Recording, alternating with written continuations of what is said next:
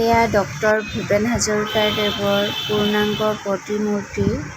আজি ৯৭তম জন্মবাৰ্ষিক সুধাকণ্ঠ ডক্টৰ ভূপেন হাজৰিকাদেৱৰ। যোৰহাট সাংস্কৃতিক মঞ্চ আৰু আনন্দনগৰ উন্নয়ন সমিতি যৌথ সহযোগত বৰেণ্য শিল্পী ডক্টৰ ভূপেন হাজৰিকাদেৱৰ জন্ম উপলক্ষে কিছু আয়োজন কৰা হৈছে।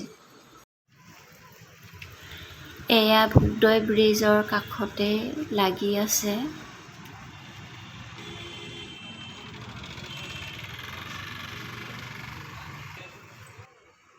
সুধাকণ্ঠ ডক্টৰ ভূপেন হাজৰিকাদেৱৰ পূৰ্ণাংগ প্ৰতিমূৰ্তি।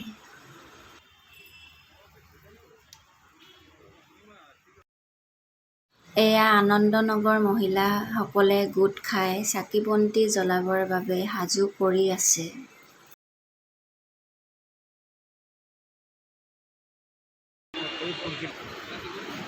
এয়া দেখিছেনে নাৰ্জী ফুল?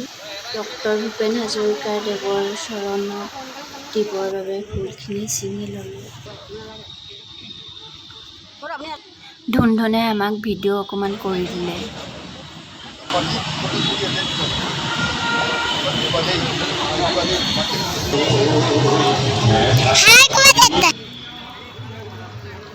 তাকো ফুল ছিঙিব লাগে, দেখিছেনে?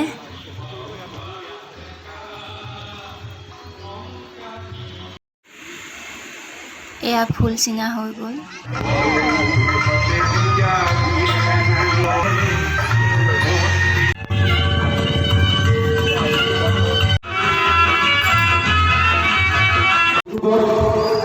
আৰু যোৰহাট সাংস্কৃতিক মঞ্চ তথা আনন্দনগৰ উন্নয়ন সমিতিৰ সহযোগত ইয়াত আয়োজন কৰা এই পূৰ্ণাংগ প্ৰতিমূৰ্তি প্ৰাংগণত আয়োজন কৰা শ্ৰদ্ধাঞ্জলি অনুষ্ঠানত উপস্থিত থকা আমাৰ চৰকাৰৰ উদ্যোক্তা মণ্ডলী, এই অঞ্চলৰ বিশিষ্ট ব্যক্তিসকল, ছাত্ৰ ছাত্ৰীসকল সকলোকে ডক্টৰ ভূপেন হাজৰিকা পূৰ্ণাংগ প্ৰতিমূৰ্তি নিৰ্মাণ সমিতিৰ তৰফৰ পৰা আন্তৰিক শ্ৰদ্ধা।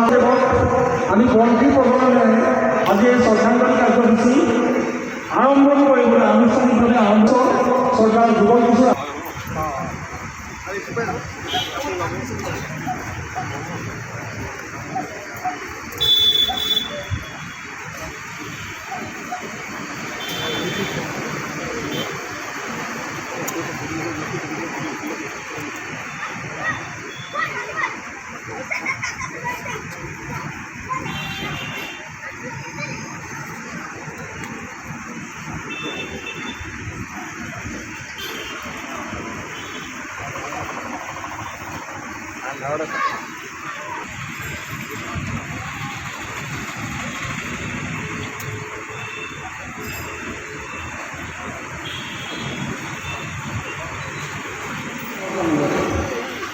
লগতে আমি বন্তি প্ৰদান কৰিবলৈ আপুনি ১৯ ৱাৰ্ডৰ ৱাৰ্ড চৌধুৰী নাৰায়ণ দাস ডাঙৰীয়া আমাৰ লগত উপস্থিত আছে। তেখেতক আপুনি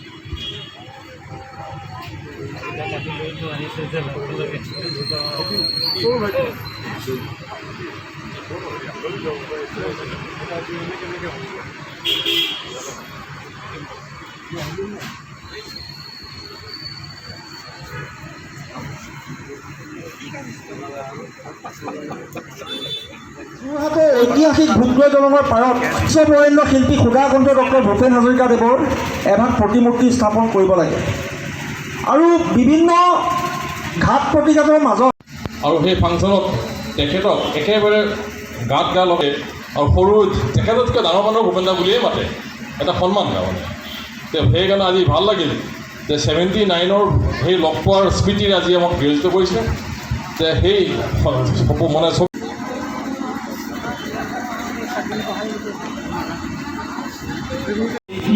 নিৰ্লজ্জ অলপ ভাবে ধোঁয়া দিয়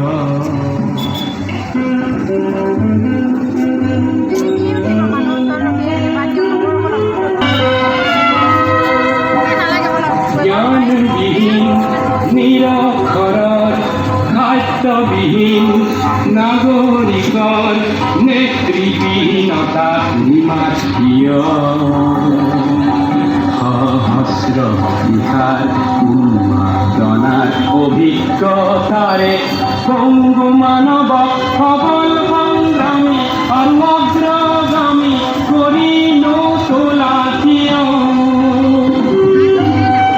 বিস্তীৰ্ণৰে অসংখ্যৰে হাহাকাৰ শুনিও নিশব্দে নীৰৱে বুঢ়ালৈ তুমি বুঢ়ালৈ হোৱা কিয়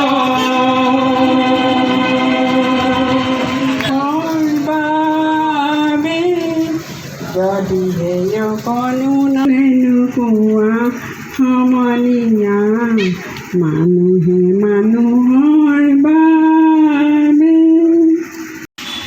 মানে অসমীয়া বাঙালী ইংৰাজী আৰু হিন্দী চাৰিটা ভাষাত ভাষণ দিছে কৈছিল হাউ টু ছিং ভূপেন্দ্ৰ সংগীত। আপুনি এগৰাকী শিল্পী, আজি এই মুহূৰ্তত কি ক'ব? মই প্ৰকৃততে শিল্পী নহয়, তথাপিও সাংস্কৃতিক দিশটো খুব ভাল পাওঁ। সাহিত্য সংগীত কলাবিহীন সাক্ষাৎ পশু, এই সকলোখিনি গুণৰ অধিকাৰী সাহিত্য সংগীত তেখেতে সকলো দিশৰ পৰা আমাৰ ধৰ্মপাৰ্থিকটো চৰ্চা কৰি থাকোঁ, তেখেতে আমি অসমীয়া ভাষাৰ উচ্চাৰণ কেনে হ'ব লাগে। ভূপেন হাজৰিকাদেৱৰ যি কাৰ্য, যি তেওঁৰ জীৱন, যি তেওঁৰ সৃষ্টি, এই সমূহ সৃষ্টিৰ মাজেদি তেখেত আজি স্থাপন কৰিলোঁ। বাকী ৰাজ্যৰ সহযোগত বাকীখিনি যে কাম আগুৱাই যায়, সেয়ে মোৰ ভগৱানৰ ওচৰত প্ৰাৰ্থনা আৰু খুব ভাল লাগিছিল। মানুহৰ বাবে যদিহে অকণো নাভাবে অকণি সহানুভূতিৰে ভাবিব কোনে নোপোৱা সমনীয়া মানুহে মানুহৰ বাবে। আমাৰ শ্ৰদ্ধাৰ শিল্পী যাই ধৰো ধৰো কৰে বিচাৰি নাপায়, যিমানেই যায় কাষ চাপি তাৰ সিমানে আঁতৰি যায়, মহাজীৱনৰ বন্তি জ্বলিছে চৌদিশ উজ্বলাই। দূৰণিৰ সেই চাহ পোহৰৰ সপোন মাধুৰী চাই, দূৰণিৰ সেই চাহ পোহৰৰ সপোন মাধুৰী চাই, মৰতৰ জীৱ হাৱা ধুৰিকাই বাট ফুৰিবাই যায়। কত ভৰিয়াই অনাই বনাই সপোন দেখাৰ বাতৰি জনাই, ফাগুন দিনত লিহিৰি মনত যিমান ৰাগিনী গাই, মিলন ৰাগিনী গাই, দূৰণিৰ সেই চাহ পোহৰৰ সপোন মাধুৰী চাই। কত সন্ধানী জেউতি বিচাৰি ফুৰে সংশয় ইচ্ছেদি, কত ৰহস্য বনাই ফুৰিছে চাহ জুই খেদি খেদি। দেখি জীৱনৰ গতিৰ সপোন ওপৰে উৰিছে তাৰকা তপন, পাখান হিয়াত নিজৰি জ্বলিছে গিৰিকন্দৰ ভেদি।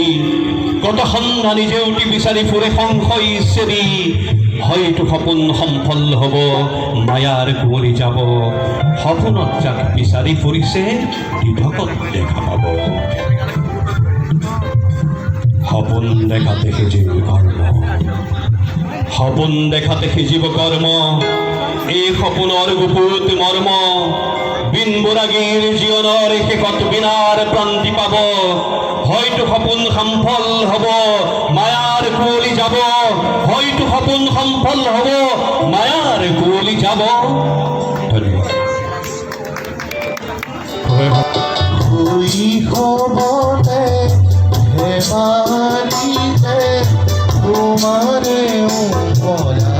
মন আছে বহাগ মাহৰ